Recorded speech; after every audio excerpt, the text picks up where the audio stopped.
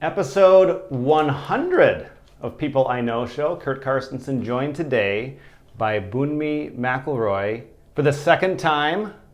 Welcome back to the podcast. We're celebrating. Yes. Celebrating accomplishments here today on episode 100 of People I Know show. Boonmee, how have you been? And of course, I call you Uwe. Yes. You can call me Uwe or Boonmee, that's just fine. I'll call you Uwe because I don't know you as Boonmee. But on the title of your book, which we're going to chat about, it says Boonmee. So Yes. Professionally, you're Boonmee. Yes. To your friends, you're Uwe. Yes. What's been going on in your life besides this book we're talking about? Yeah. It has been a lot going on and also a lot of great news coming my way as well. But most importantly, very happy and joy to be here again, Kurt. It's been joy every time I get to talk to you. So some things have changed since we chatted last time. That was about 10 months ago. Yeah. When we had the last conversation. It was only 8 episodes ago on my podcast, and that's one of the things that I think kind of stands out as I've gotten to this episode, that I've slowed down quite a bit in releasing new episodes. But at that time, you were working on your book. Your book wasn't done, but you'd started a new business as a life coach. Yes. And you've done international motivational speaking in the past, and then you started the life coaching business, and you said the book was coming, and you said you want to come back when you have the book. Well, now we have the book, so we're here. Yes. And I moved to a different place. I'm near Minneapolis, and I'm in Minneapolis. So you said you were here. You weren't here. This is the first time you're here. Things are changing. Life's always going. Yeah. And I think as we have this conversation, maybe because you've been on the podcast before, and because this is my 100th episode, and because you've had this big accomplishment releasing your book, I Hate Potatoes, They Make Me Cry, which I was very surprised by that title. It didn't make any sense to me until I read the book, and I want to know more about that. I think we're going to have a little different type of conversation as we celebrate accomplishments. So, okay. Yes. I Hate Potatoes, They Make Me Cry. Available to buy. I got it off of Amazon. I don't know if there's another way to get it. Yes, it is on amzn.to. It's in paperback copy as well as Kindle. So you can download it on Kindle now. It's for to go. Anytime you want to read my book, you can just download my book on Kindle. Of course, I had to read the book to find this out, but can you tell me right now, Uwe, why do potatoes make you cry? Oh my gosh. Potato reminded me of my poverty experience, my growing up hungry and don't have food. So in my time, I ate a lot of potatoes.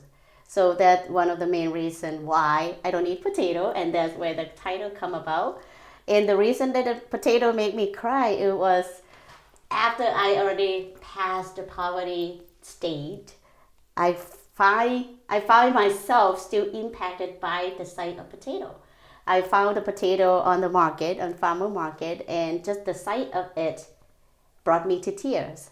It just reminded me of my poverty, my hunger, and the pain and the difficult times in my life. And that's the reason why potato made me cry.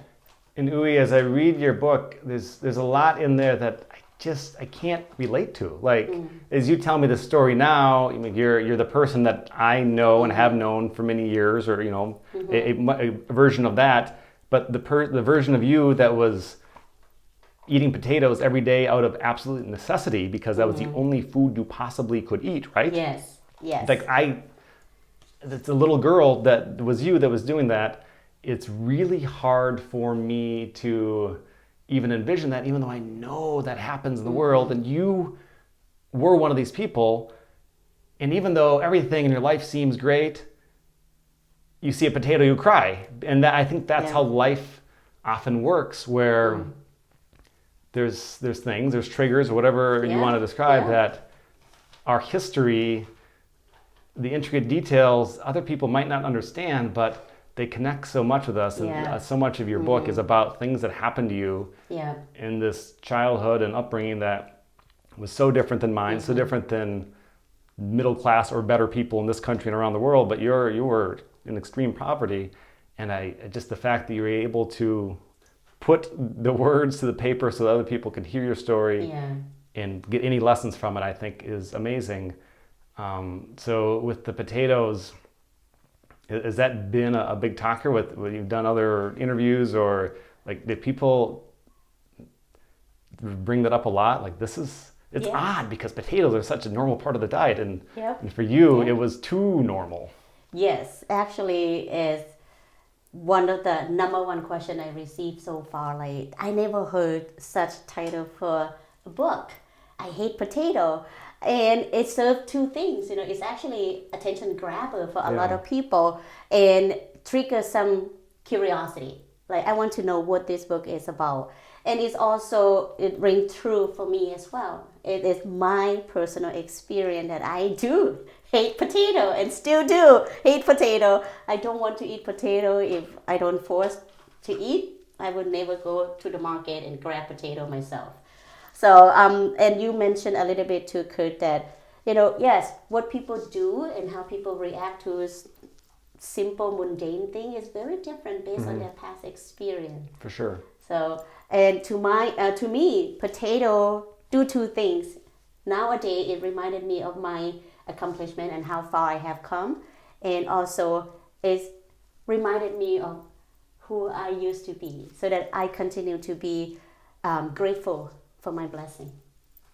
And I think you'd mentioned in the book that the only time you eat potatoes now are if like you're invited somewhere and that's a part of the meal and you feel an obligation to eat what someone served you. I think you can just bring your book everywhere and just slide it over to the person, just as, a way to, of course, promote your book. But I feel like you should be able to tell somebody, like we should be able to express, and that's obviously not easy. There's some shame involved, or maybe some fear involved about like talking about these things in certain moments.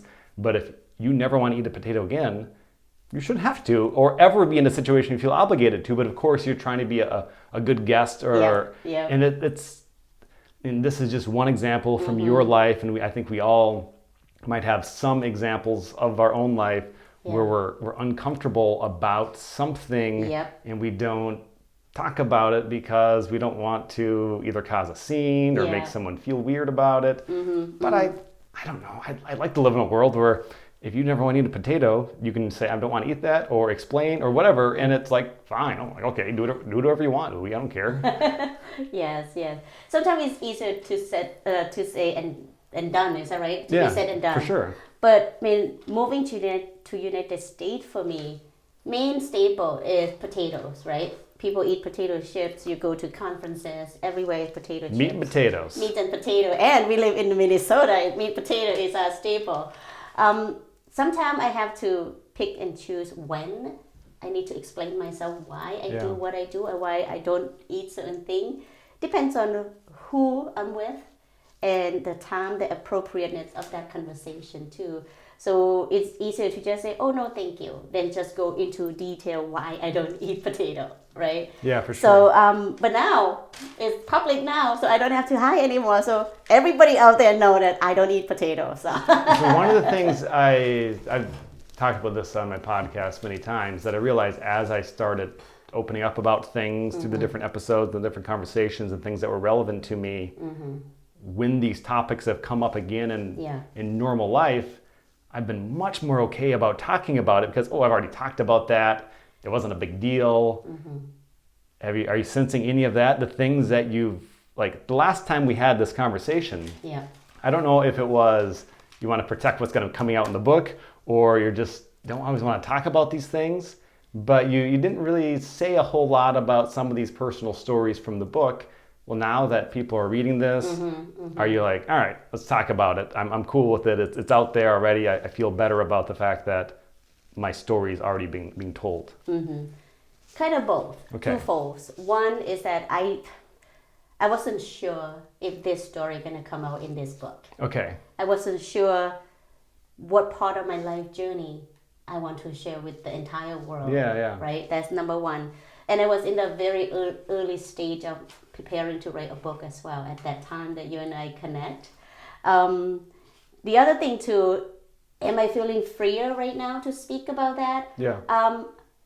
Personally, I never felt restricted about anything that had happened in my life. Okay. But it's more so like are you willing to hear it? Are you ready to hear it? Or is it serve any purpose to tell my entire journey with the, normal conversation? It's true. In a book, you can tell your whole story, and if someone is into it, captivated by it, interested, and they'll keep reading. And if not, I guess they'll put the book down and never tell you about it. Yeah. But in a conversation, you can really tell pretty quickly when someone seems to be kind of bored. Like, hopefully we develop these skills as people to be aware of when we're talking about something that people are losing interest. Exactly. And so it's really hard to measure when to tell certain stories as different people and how distracted we might become. So yes, these are great in the sense, great place to put them in a book. Yeah. Conversation, it takes the right situation, I think. Absolutely. And speaking of that, and on that note, we have talked a lot about my accomplishment. I am curious. Lately, you have not released as many episodes as you usually do. What you been up to? Well, I told you this is going to be 8 episodes later than the last one, and that was 10 months ago. And when I started this, I was on a pace. My goal was every Friday, I think I was putting an episode out. So once a week. And I did that for the first almost 2 years, year and a half, something like that. And that kind of, first, it burned me out. I reached a burnout point of, okay, this is great. This has been good. I can't keep doing this. It's going to drive me crazy. And I'm going to stop enjoying it completely. So then I started to slow down to every couple of weeks, 2-3 weeks. And then I think when the pandemic started, I got back into once a week. Yeah. But lately, I don't know exactly, I have time. We all have time. It's how we want to prioritize it. And I couldn't possibly have been putting more episodes out. But I think I got to the point where I decided my goal was I definitely was going to get at least 100 episodes. And I had this plan of, just kind of taking what I guess ended up being a snail's pace, as an old broadcasting term, when a baseball game is going super, super slow. It's like, okay, this is not moving very fast. I've really slowed down to the point where I want to get to 100. And around the beginning of the year, now we're almost to the end of January as we're talking. This episode comes out in February. So I guess what I've been doing is, some traveling again. I really got back into traveling the last year, where I've been traveling at times 2 vacations a month. Wow. Sometimes 3, which is crazy. But that's something that I decided, can I do this with my lifestyle, with my job that I work at, that I don't really get into detail on the podcast ever, but I have a schedule that allows me to kind of do what I want to do. Yeah. And I really wanted to focus on that. If I did what I wanted to do and went places and just really enjoyed the social aspect of my life and the traveling, and trying to force myself to do less with accomplishing, make sure I get an episode out every week type of thing. Right. What would happen? And I've enjoyed it. I've been a date off and on, probably more on than off, but not always. So just different ways to use my time, and I just put the podcast towards the back burner, not completely behind. Yeah. And it's been okay, and I've become okay with it because it's my thing. I can do whatever I want. But I think even more recently, the reason I slowed down even more than ever, I think the last few months, is I did this thing called a 75 hard.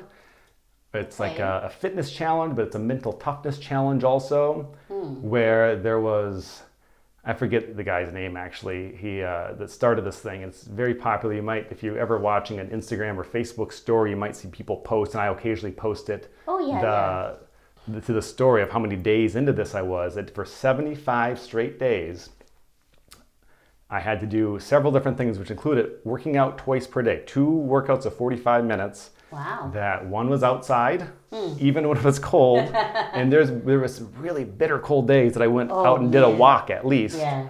And inside were those days, one of the things I ended up doing, by the 75th day, I was doing 100 push-ups and 100 sit-ups and a few other exercises. So physically, I was focusing on my physical health way better. I had a diet. I say had because I haven't been doing so good at it lately, now that this has ended at the end of December. But I was intermittent fasting, which I'd done before, which coincidentally, when you say potatoes, when I first heard of this intermittent fasting, it was from Penn Jillette from Penn and Teller, and he did a thing I think kind of popularized where he ate only potatoes as he cleansed his palate for 2 weeks. For 2 weeks as he cleansed his palate, because in this country, especially, like, you did not grow up with the way that I grew up eating, like very different. There's so many sugars and sweets that are available. And I think as a kid, when you're exposed to these things, it's very difficult to stop eating them. So I was eating, and still have been eating, way better than I had been in the months prior. So I lost about 30 pounds. I gained some muscle, lost some fat, trimmed up quite a bit. And that was like, it took me 2 months, not even. So that was a really big thing. Plus, I drink 1 gallon of water every day for 75 straight days, which made a difference. I started reading books again, so it was pretty easy to read your book, because a part of the thing was to read 10 pages of a book per day at minimum. And as I list off these different items, another was to take a progress photo. So I have 75 straight days of me shirtless, and you can see like, oh yeah, by day 1 and day 75, I looked a lot different. And these are all things that I accomplished as a part of the 75 Hard Challenge. So I'll put a link in the show notes so people can find this. I really think it's a good thing if you can just say, I'm going to do this. No junk food and no alcohol. Which also, that's a big one too. So all these things really transformed my health in a way that, okay, I proved to myself that I can do this. So that was a thing for a couple months. That was number 1 priority. And the idea of even putting podcasts out, which I did put a couple out during that, it's just like, I don't have time. I'm just trying to do this thing. And I'd say of the different things I've done in the last year, that was the one that really took my priorities and my focus in a way that I hadn't done anything like that in a while. It was challenging. It was worth it. And some of these habits I've continued with, and some I'll readopt in different ways. So I guess, I don't know, there's a lot of different things I threw at you, Dewey, but... That's awesome though. Congrats. And you you. look awesome. Thank you. In 100 episodes, this is something. This is huge accomplishment. Yeah, my goal when I started was to get to 50 episodes. Like, okay, I've got to do this long enough to get to 50. And then when I got to 50, I'm like, okay, let's go to 100. Now that I'm at 100, I don't know exactly what I'm doing. There's going to be more, but I don't know at all when the next one's going to be after this. And another big life thing that's kind of happening now is I'm going to go on my longest vacation I've ever been on. Wow. I'm going to Africa, Kenya, and Tanzania within probably just a few days of when anyone will watch or listen to this conversation, Uwe. And I don't know, I think these types of trips that I've done, like the longest ones I've ever done have been to Europe and Australia for about 2 weeks. This will be 3 weeks, and I'll be immersed in a different culture. And I think of all the places I've been, Mexico, and then either in Kenya and Tanzania, it'll be very clear that I'm not from there. Where when I go to Europe, like depending on what I'm wearing, you can probably tell, or how I speak. In Australia, how I speak, you can, but like Africa, people are going to see like, okay, this guy is obviously not from here. And I don't know, it's really, these are experiences that for people, and you've done the opposite, of course, coming to the United States and probably feeling something similar. When you like, okay, I don't belong here, but people don't tend to really think that way around you, but you can maybe feel that way about yourself. Yes. Being in those situations in the past have really been impactful to me. So I don't know what's going to come from this. I just know it'll be a great experience. And afterwards, I don't know how I'm going to want to spend my time and how that's going to change me. So I'm not really committing to anything beyond that and what I want to do. Is I'm realizing with this accomplishment of getting to 100 episodes, and this was like the big milestone I wanted to get to, that this maybe frees me up to really make some big shifts in how I use my time in the future. So I don't know. This could be the last one for a while, but I think I'll probably record 1 or 2 episodes when I'm in Africa. So I don't know, but it's. I hope you do, because I've never been to Africa before. So it's definitely something that I admire about you. I have been watching and observing you from afar. Like, you live life. You just put yourself as a center of your own life. I think that is a wonderful message. Life is too short. Why not enjoy it? You know, I mentioned this earlier, and this is something I've been bringing up a lot in conversations with people lately, fear and shame about either doing things or talking about different things. And I was thinking about the fact that I'm getting on this plane by myself. Like, I'm not going to know anyone. I'm going to fly 8 hours to Amsterdam, where I've been before, and that nothing about that scares me. And then I'll get on the next plane and fly 8 hours to Nairobi, Kenya, and that'll be something. And I'll get off that plane, and I'm not going to be afraid, in part because my friend who lives here will be there, and then I'll be with her and her family, and that nothing about that seems scary to me. But I suppose if I took this trip to a random country in Africa and no one was there waiting for me, I would be afraid, and that's probably why I haven't done that yet. So as I travel, I realize, okay, I'm getting very good at traveling and finding a lot of ways to do this and not be afraid in situations that a former version of myself would have been afraid. And I'm wondering if someone's not traveling as much as I am, if that's a part of it. Like, you haven't built up the skill to know how to do this, to not be like, I don't know what I'm doing. I don't want to do that. I'm afraid of what will happen. I don't think that would be the case for everybody. But I think the things that we haven't done in our lives, it can very well be a part of the fact that we haven't done it because we don't know how, and we're unsure of how to start, and maybe we're afraid to ask or don't know who to ask. So we don't do these things. And I think that with my accomplishment of getting to 100 episodes, you writing the book, it's like once you have done something, it's like, okay, I can do that. What's next? Exactly. Yeah. It's like validate your own capability, right? If you never done something, when you did it, it just validates to yourself that, oh, wait a minute, I have skill that I didn't even know that I had before, right? But I think that's where the growth and the thriving come about. You have to be able to get outside of your comfort zone, do things that you never done before in order to discover your hidden talent or even your own calling or purpose.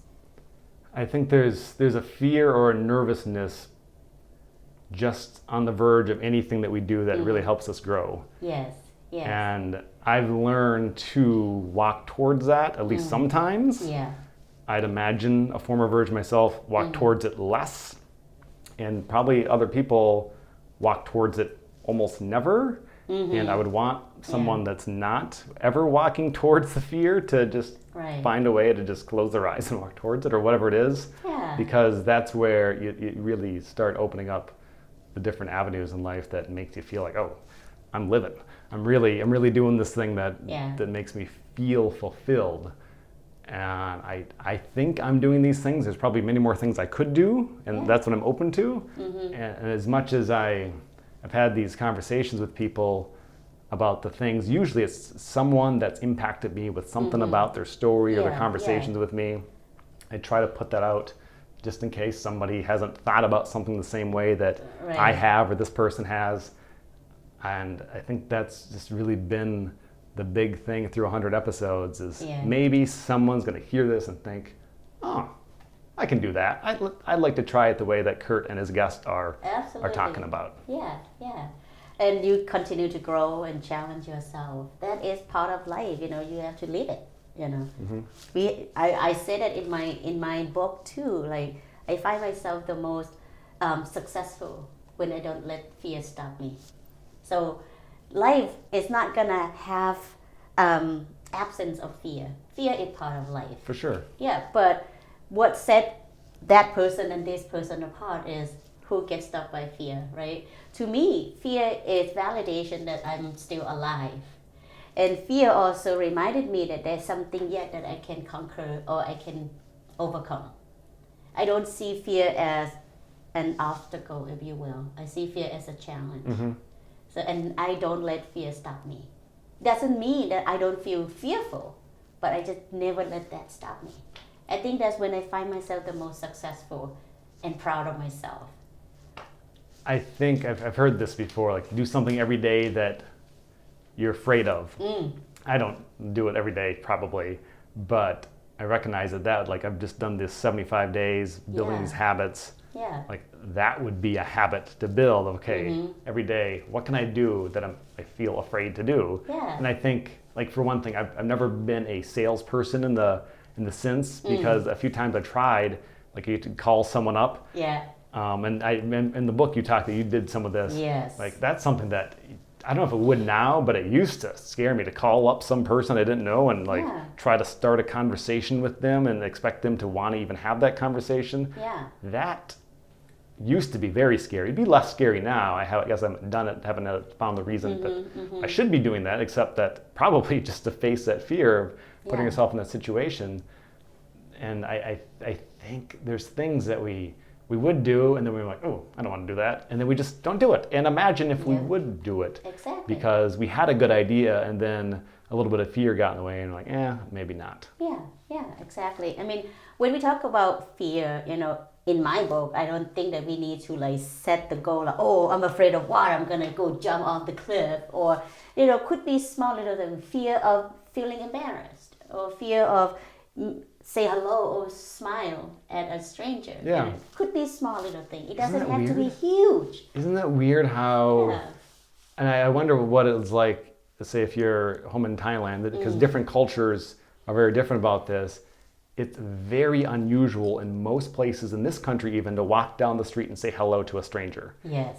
And I think, I'd imagine, I could be wrong, that some decades ago it would have been way more common. And I know like when I'm in my hometown in the countryside, you're driving down the road and you're at a stop sign, you like wave, like someone's waving at you. And it's like, you don't know who I am, but you're waving. It's so odd, but the culture is you kind of know everybody there, so then you say hello. Yeah. But as you know fewer and fewer people in a space, it's like, I'm doing my own thing, get out of my way. Like you go to New York, no one's saying hi to anybody. It is, get the F out of my way, basically. Right. It's really, like, how did that happen? Why did that happen? Why are we not saying hello to the stranger? Yeah, I think it's a subconscious agreement in our society. Like, that one of my first culture shock that I experienced, because I came from Thailand, and Thailand is the land of smile. That is our nickname, right? And this is our form of greeting. I see people, I smile, and that's what we do. We smile and we greet people. We smile when we say goodbye. We just smile and say hello to strangers, because that is what expected in our culture. And when I moved to United States, I got really like negative remarks, like, what are you smiling at? I was shocked because I never encountered that question before, because this culture is different way of greeting, right? But I learned now, I am a Minnesotan, like yay, what's up, or wave your hand, right? That is your form of greeting and say hello or acknowledge the other person.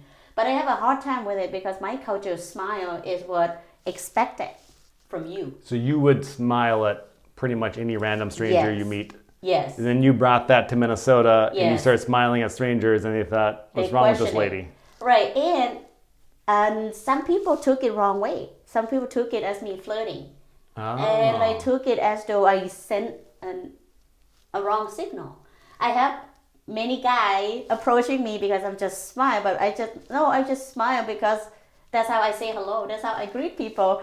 And it's very confusing to navigate the unwritten rule and unwritten culture, or a share upon agreement that we don't really talk about in our classroom. That's really fascinating because it happens quite frequently where I'm like, I have this internal battle real briefly, like, should I give a friendly face to this person? Even like it's someone I kind of, if I don't really know them, but I've seen them before, like at work, I cross paths with people that I've never talked to, but I've walked past a lot of times. Right. Because there's a lot of people in the building, and I don't know. I like getting to know people that I work with closely, people that I don't.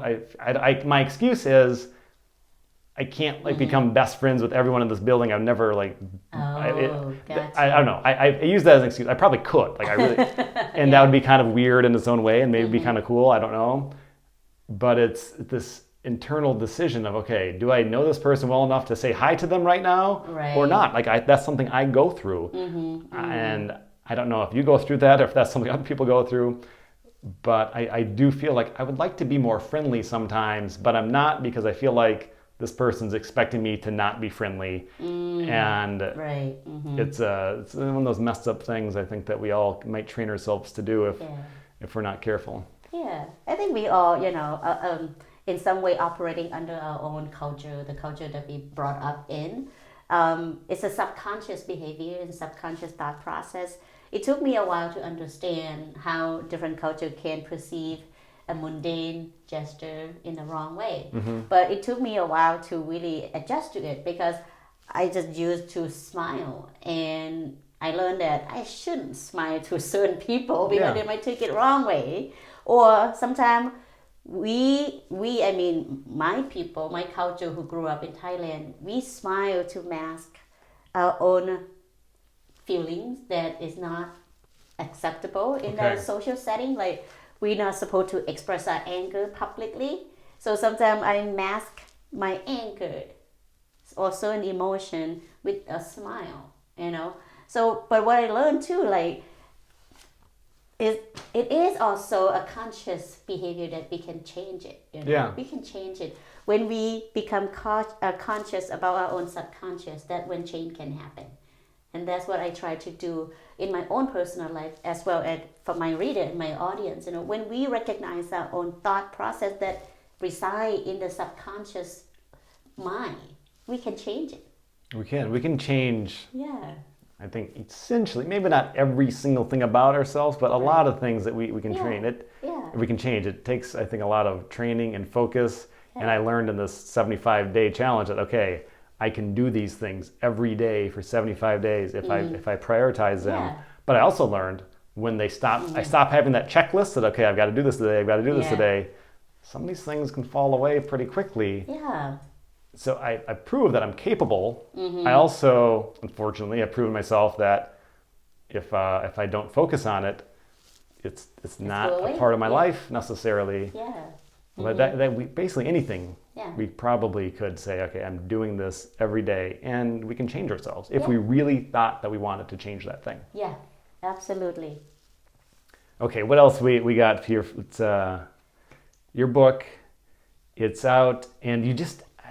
I don't know how this works, but you were #1 in some category. Yes. And that seemed to be something you're quite proud of, as you should be.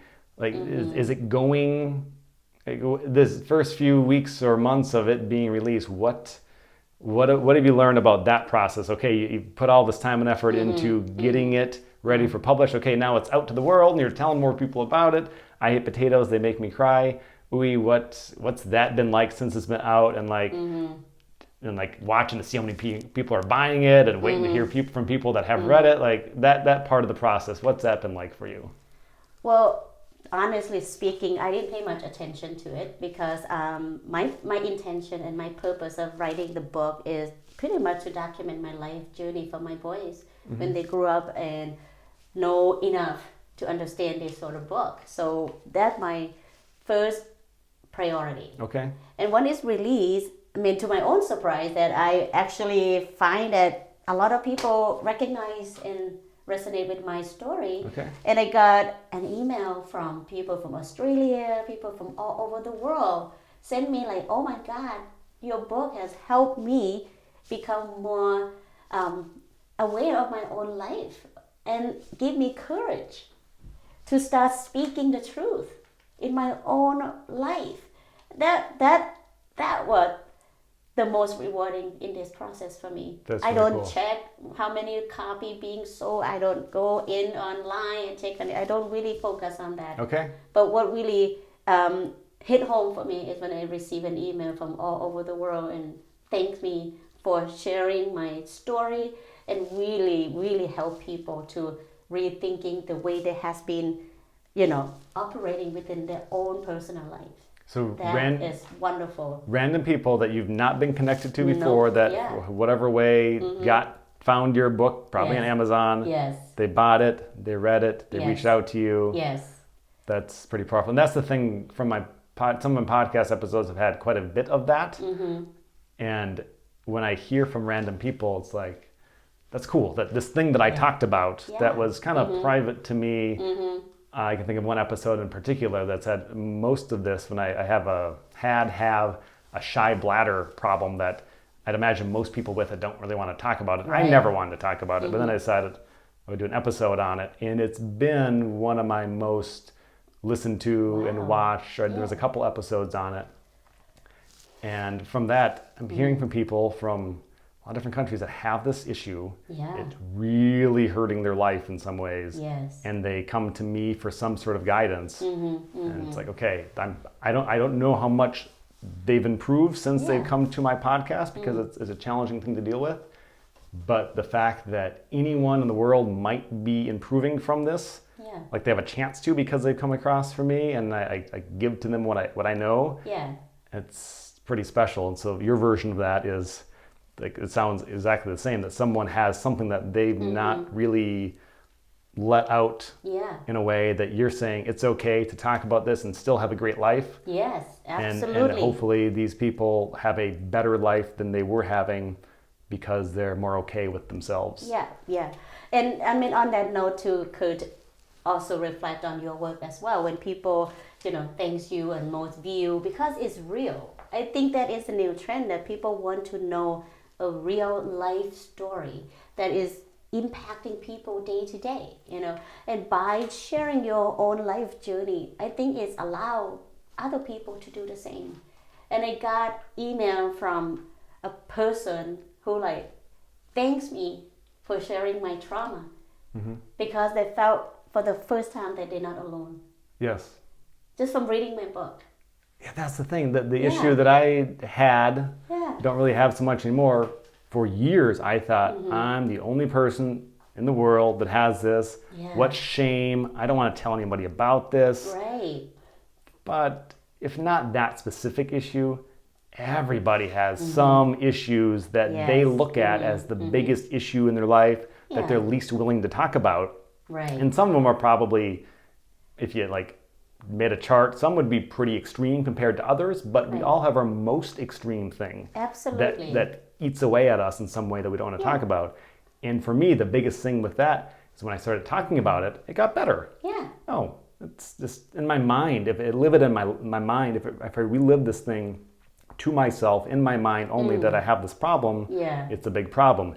If I tell other people about it, and realize, okay, this happened, or I deal with this, it's, it's still maybe there, but it's not so big, so powerful, so impactful. Yeah.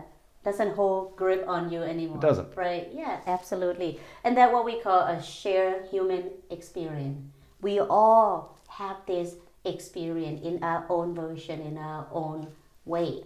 But the experience of that person versus this person is the same. It's the same pain, it's the same trauma. So we have to also be understanding and not comparing our experience or our trauma with one another. I think that is another key here too.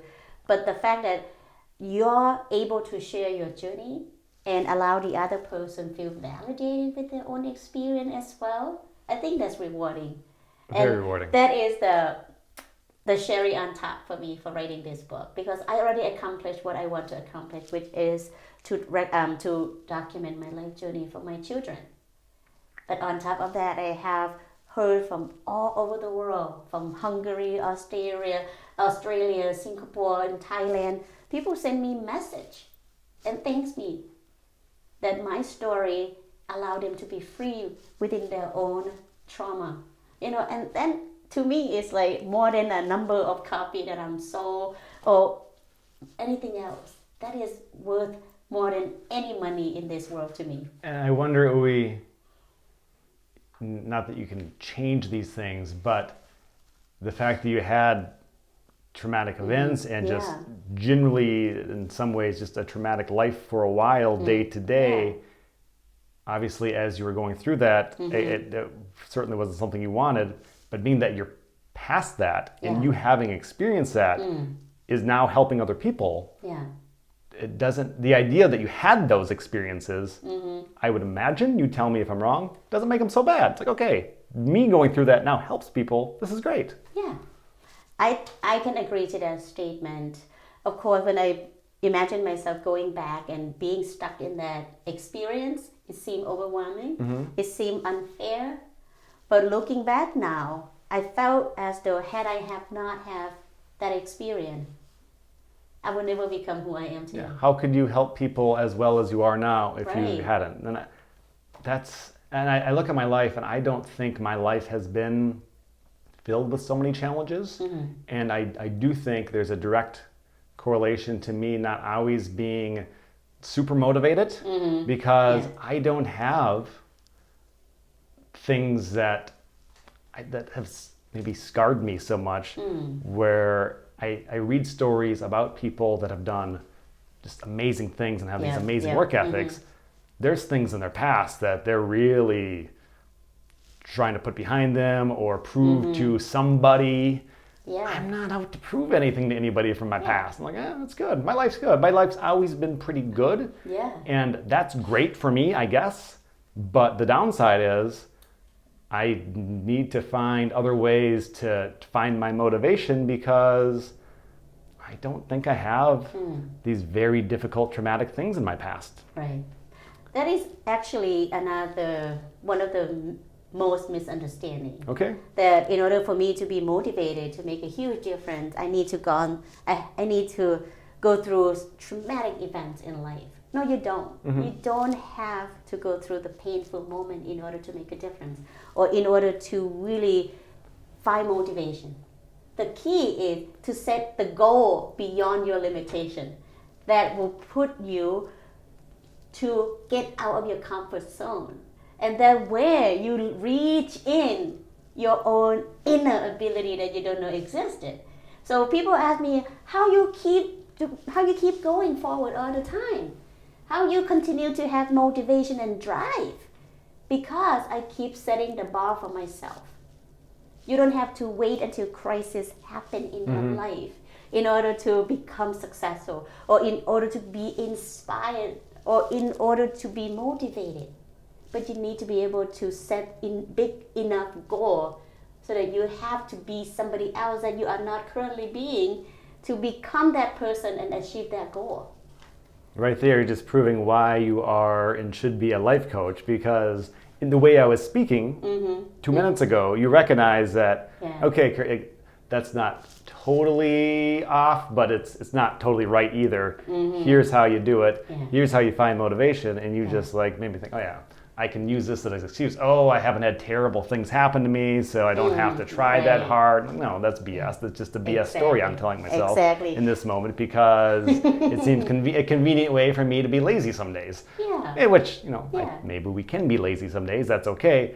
But to have a lazy life, I don't know about that. Yeah.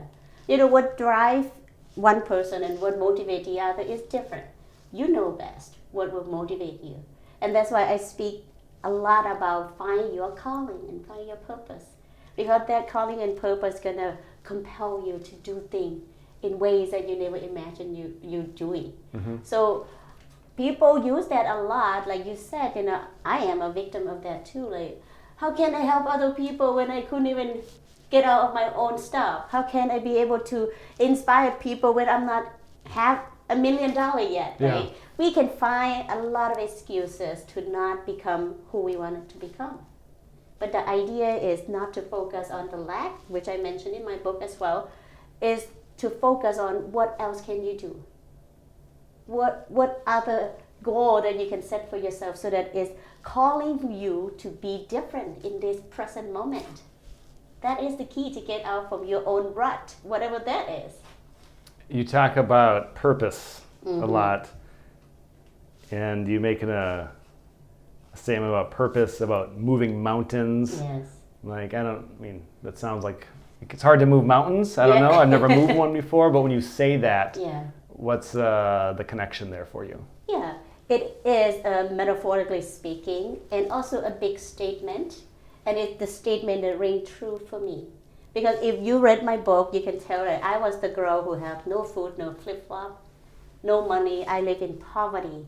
But look where I am today. I make a difference. I travel the world. I help people. Had I don't have a purpose and knowing my purpose, I would be very well still stuck in my hometown right now.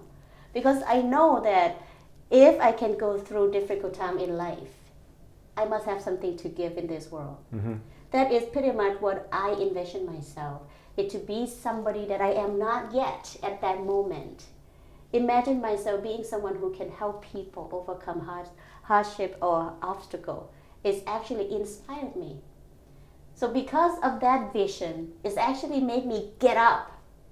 Instead of feeling sorry about myself, about my life, about my misfortune, it made me moving forward.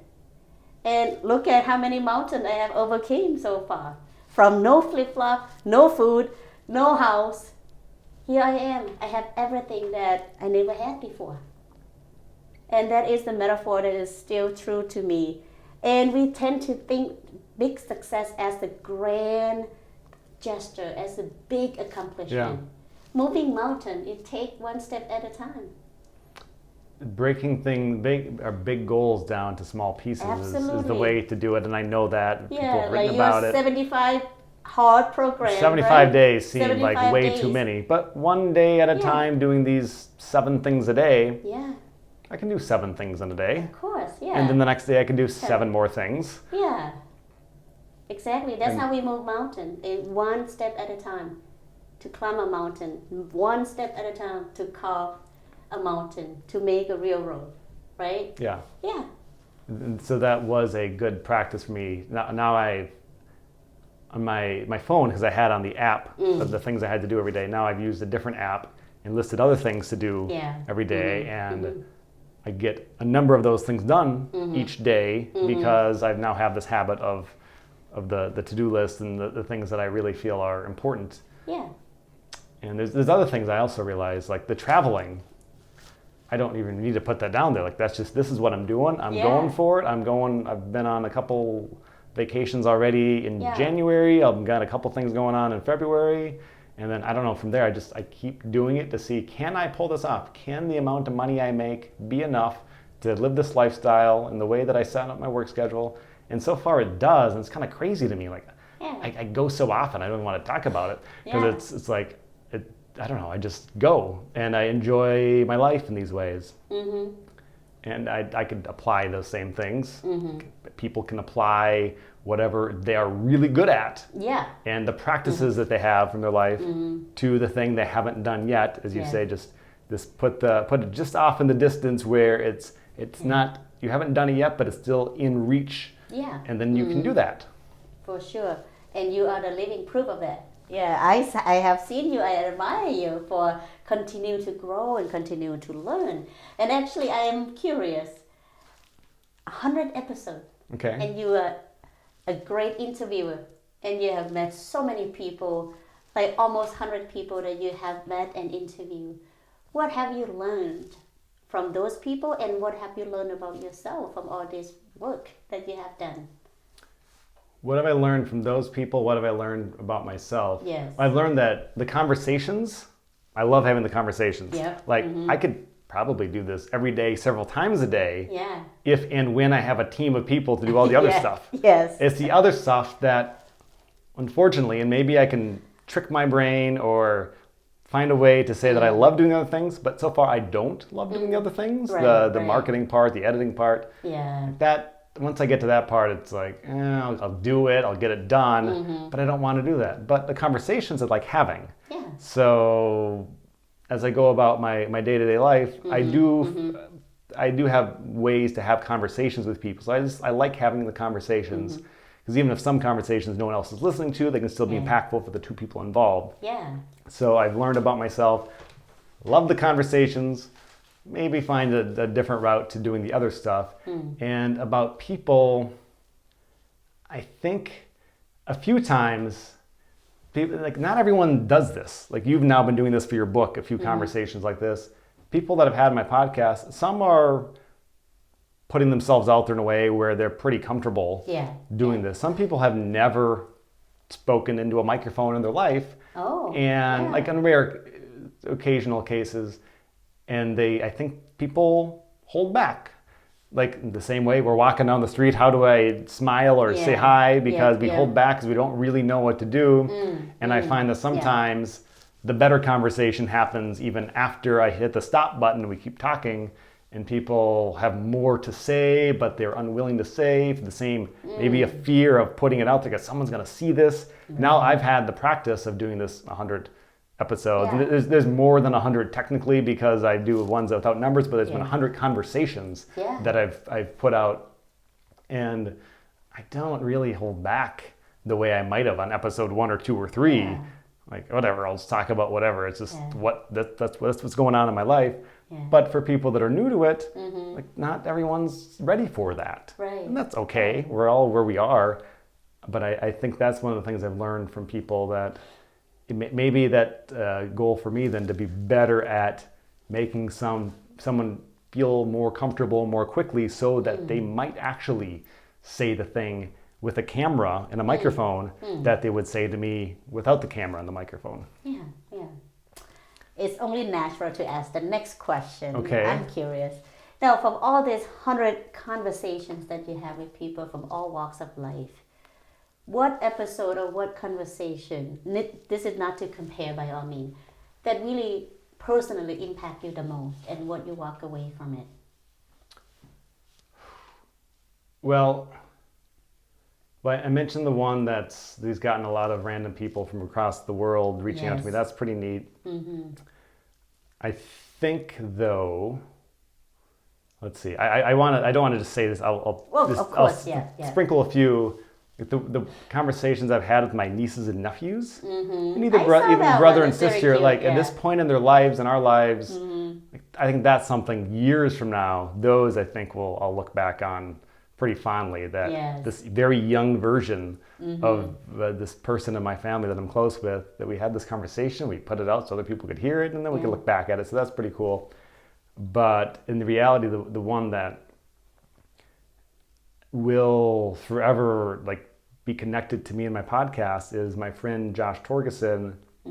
He passed away 36 hours after we had the conversation for the podcast, episode 9, I think it was.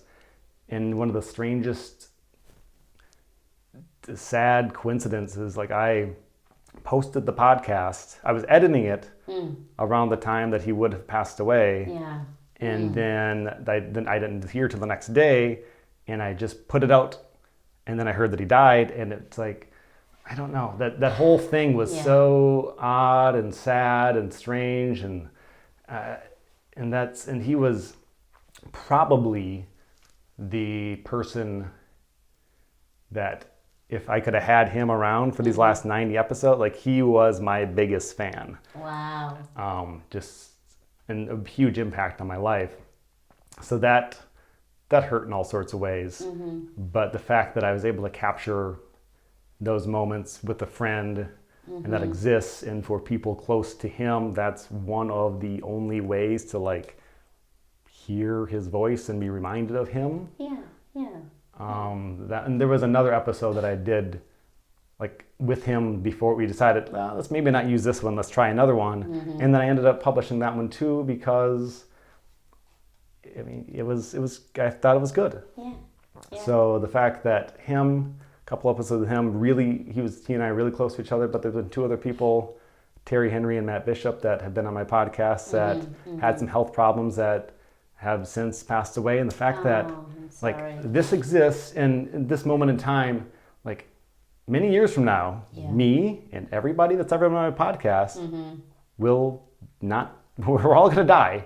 And that's one of the great life lessons, is we're all going to die. So, okay, if we're going to die at some point, what should we be doing now to really make the most of our lives? Exactly. But just the way that you said you've written your book for your boys, so at the very least, they know your story, they have this. Yes. Well,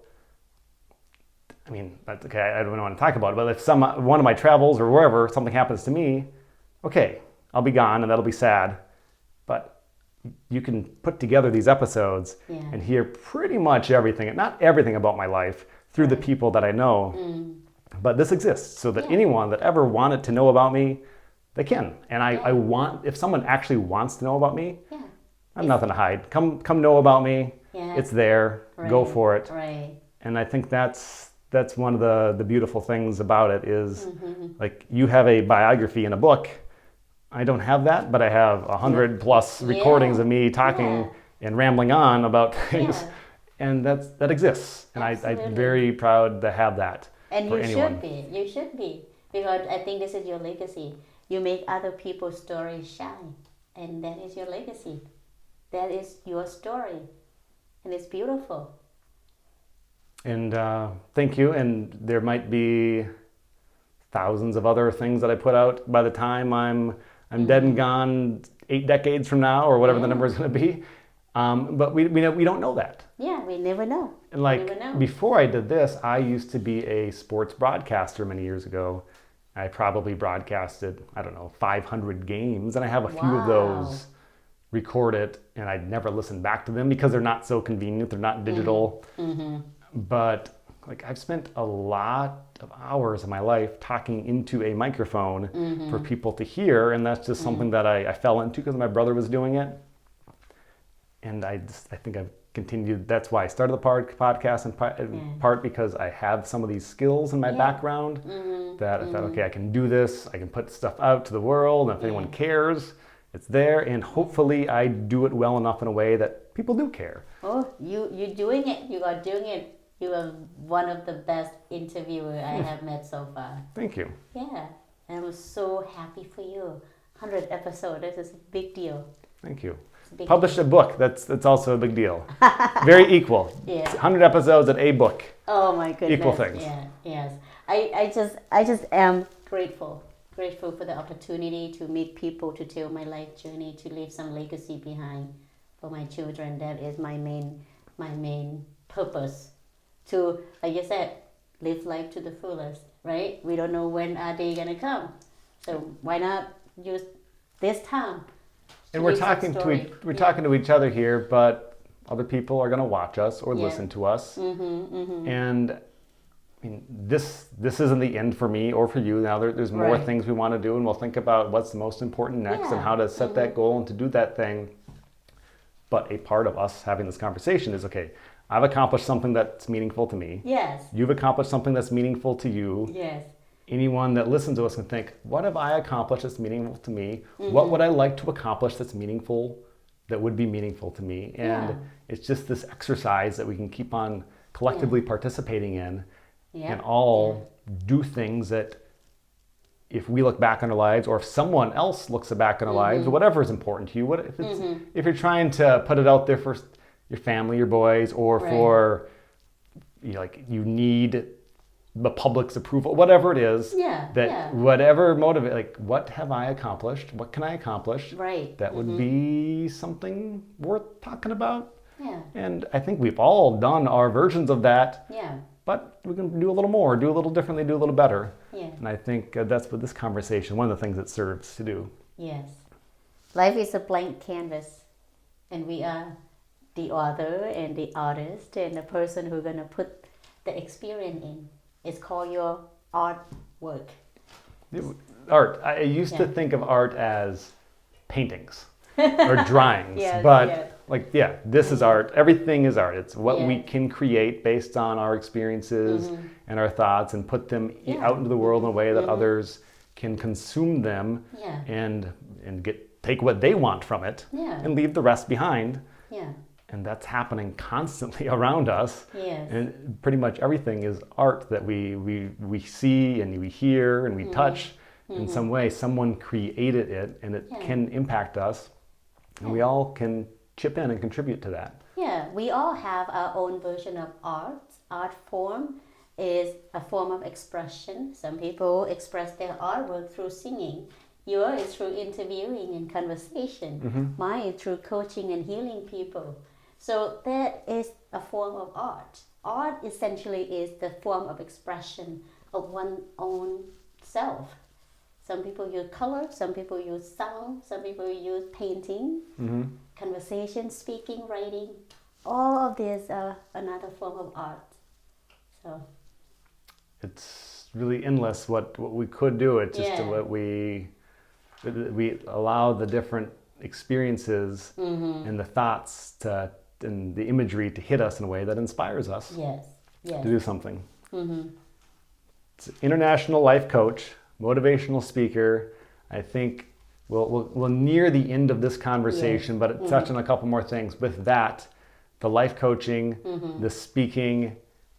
What's happened with that since we last spoke for the podcast 10 months ago? What are some the things that are accomplishments in those areas that you want to talk to me about now and let other people know this is what you're doing and you can do more of it? Yes.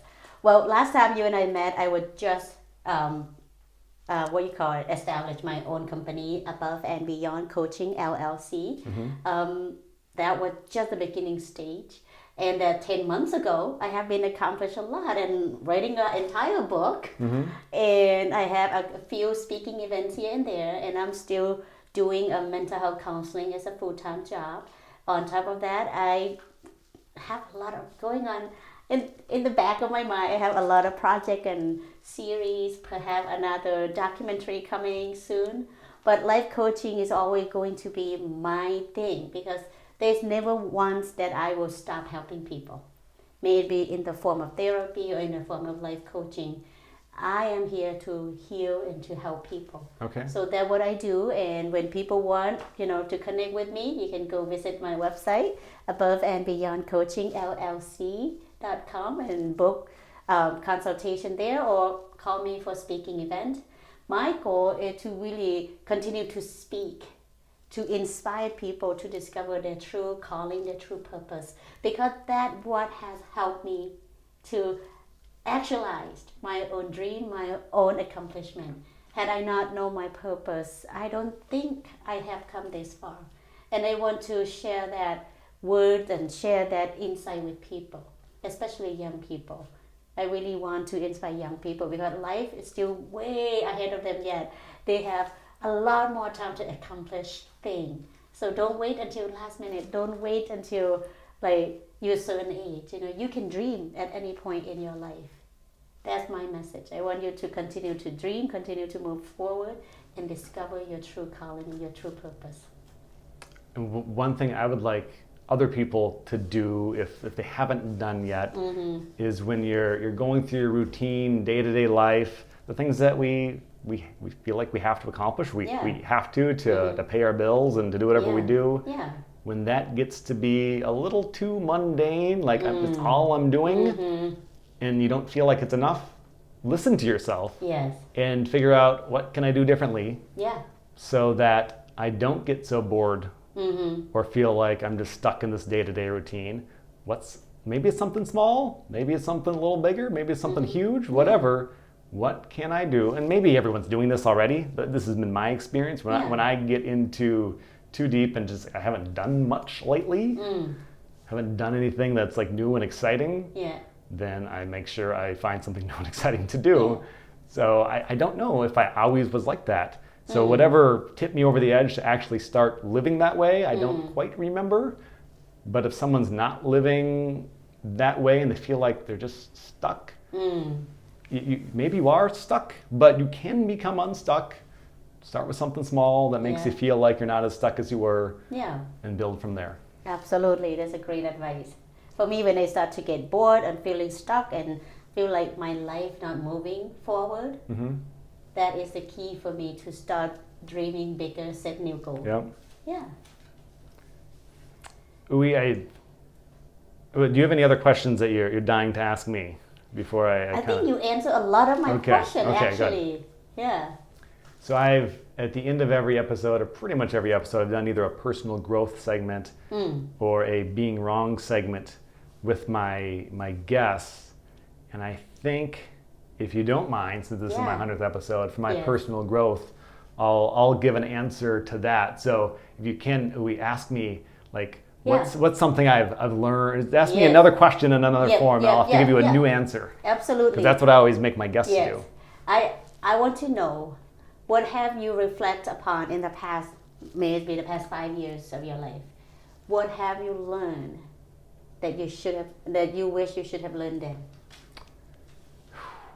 I probably can give a lot of answers to this, but what jumped in my mind is I learned that 5 years, or maybe before that, I wasn't very confident. I didn't do the things. I didn't step into my fears or do things that made me nervous in a way that left me feeling that confident as often.